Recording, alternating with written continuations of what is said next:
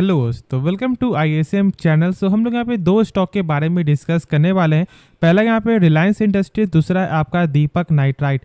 आप इस वीडियो को जरूर से अंत तक देखना, क्योंकि देखो एक में यहाँ पे गेन है तो एक में यहाँ पे गिरावट है, और बहुत लोग यहाँ पे ये जानना चाह रहे हैं कि अभी हम लोग को यहाँ पे क्या करना चाहिए। तो अंत तक देखो, बहुत कुछ आपको सीखने को मिलेगा, जैसे कुछ बेसिक यहाँ पे पैरामीटर भी। तो स्टार्ट करते हैं और पहले समझते हैं रिलायंस के बारे में।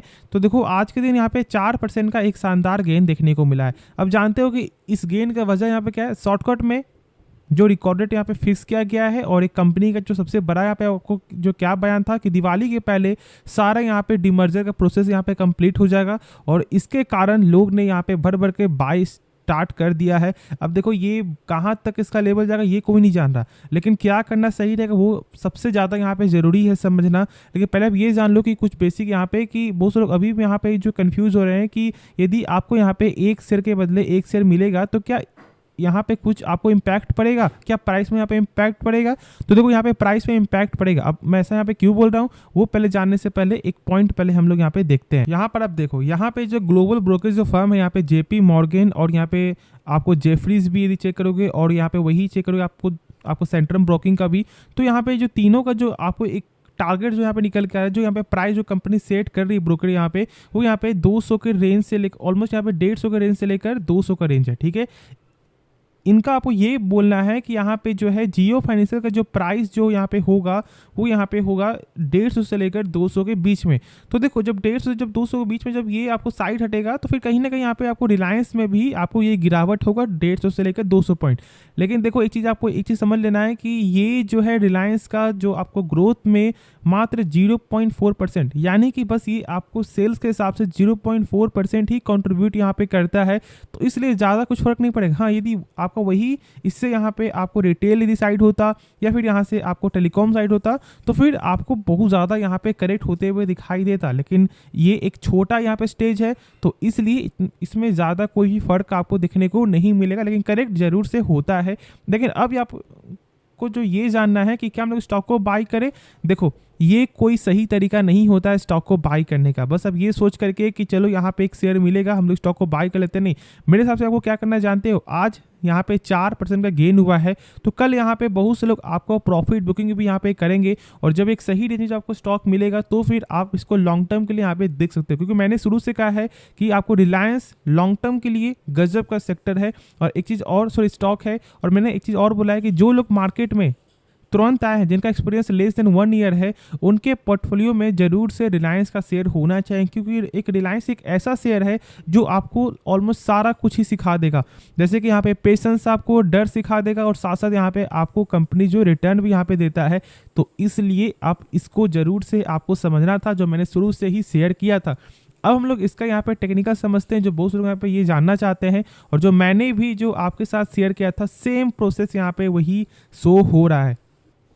तो यहाँ पे आप देख रहे हो कि ये इसका यहाँ पे खुल गया है टेक्निकल। ठीक है, अब देखो मैंने ऑलमोस्ट आपको 4 से 5 दिन पहले भी मैंने शेयर किया था कि अब यहाँ पे ये तैयार हो चुका है, क्योंकि ये पहली बात तो यहाँ पे अपने सपोर्ट के ऊपर है। जो इसका जो सपोर्ट जो यहाँ पे निकल के आ रहा था पहले वो था यहाँ पे 2536 का, लेकिन अब यहाँ पे ये सपोर्ट बन चुका है वो यहाँ पे ये लेवल जिसे हम लोग बोलते हैं यहाँ पे ट्रेंड लाइन। ठीक है, इस लाइन को जरूर से यहाँ पे आपको फॉलो करना है यदि आप शॉर्ट टर्म पर्पज के लिए स्टॉक को बाय किए हो।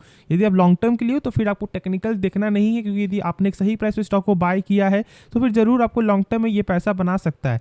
लेकिन बस यहाँ पे यदि आप टेक्निकल पर्पज के लिए हो तो बस आपको सपोर्ट को जरूर से यहाँ पे ध्यान देना है, और यही इस लेवल को आपको जरूर से रखना है, जो ऑलमोस्ट यहाँ पे बनते हुए दिखाई दे रहा है 2650 का रेंज। तो चलो फिर इसके बारे में सही से समझ में आ गया होगा। बाकी जो डाउट बचे तो आप कमेंट में जरूर से पूछना। ठीक है, तो अब हम लोग यहाँ पे नेक्स्ट स्टॉक के बारे में डिस्कस करते हैं।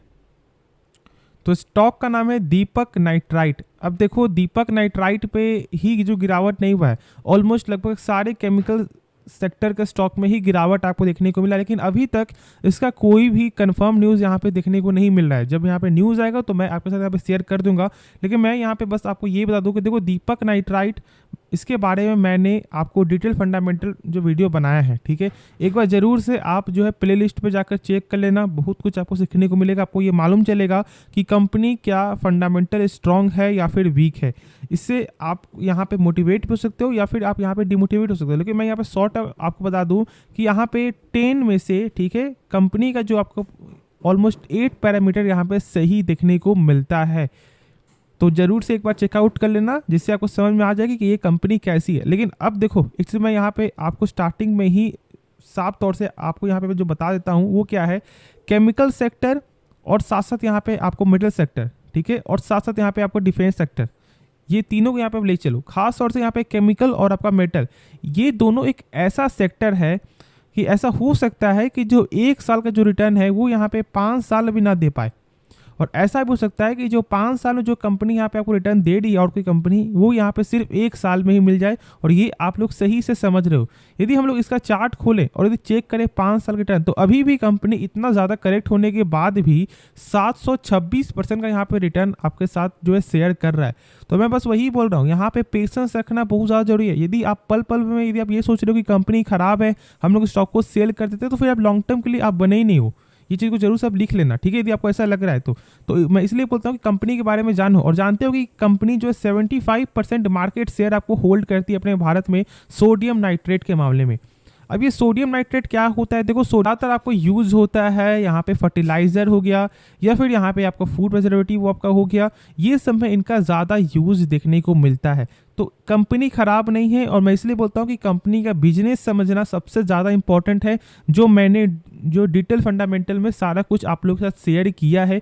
तो एक बार चेकआउट जो है कर लेना यदि आपके पास टाइम हो तो आज हम लोग आपको क्या जानते हैं इसका टेक्निकल, क्योंकि न्यूज़ अभी तक पूरा सही आते हुए दिखाई नहीं दे रहा है यहाँ पे क्या न्यूज़ है। जब आएगा तो मैं आपके साथ यहाँ पे शेयर कर दूंगा, लेकिन फिलहाल अभी हम लोग यहाँ पे टेक्निकल को समझते हैं, जिससे आपको मालूम चले कि अभी यहाँ पे क्या करना चाहिए for the short term purpose के लिए। देखो ये बस ये शॉर्ट टर्म पर्पज़ के लिए, या फिर आप ऐसा भी बोल सकते हो कि ये ऑलमोस्ट 7 दिन से लेकर आपको 8 दिन का ही ये जो लेवल आपके साथ शेयर करेगा। बाकी लॉन्ग टर्म के लिए हमेशा कंपनी का आपको फंडामेंटल देखना है, और बस आपको टेक्निकल में ये चेक करना है कि क्या उसका प्राइस यहाँ पे सही है या फिर नहीं। बाकी कुछ भी नहीं, लॉन्ग टर्म के लिए आपको बस बाई करते हुए ही दिखाई देना है।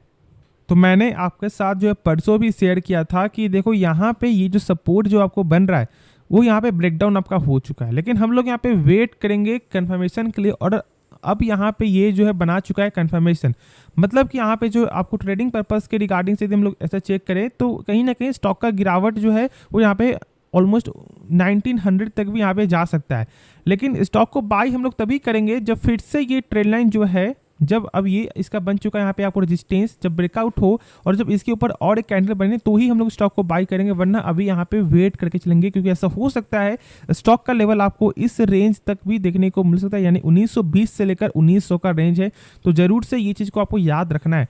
देखो मैंने कंपनी का सारा कुछ आप लोगों के साथ शेयर किया है, तो चेकआउट कर लेना, क्योंकि फिर बहुत से लोग बोलेंगे कि आपने इस वीडियो में कुछ भी नहीं बताया। तो जब मैंने बता दिया है पूरा फंडामेंटल, तो एक टाइम निकाल के देख लो, बहुत कुछ आपको सीखने को मिल जाएगा। तो चलो फिर होप ये वीडियो पसंद आएगा और आपको इस वीडियो में कुछ भी सीखने को मिला, आप इस चैनल को सब्सक्राइब कर सकते हो और साथ साथ आप इस वीडियो को भी लाइक करना। तो मिलते हैं नेक्स्ट वीडियो में, तो तब तक के लिए धन्यवाद।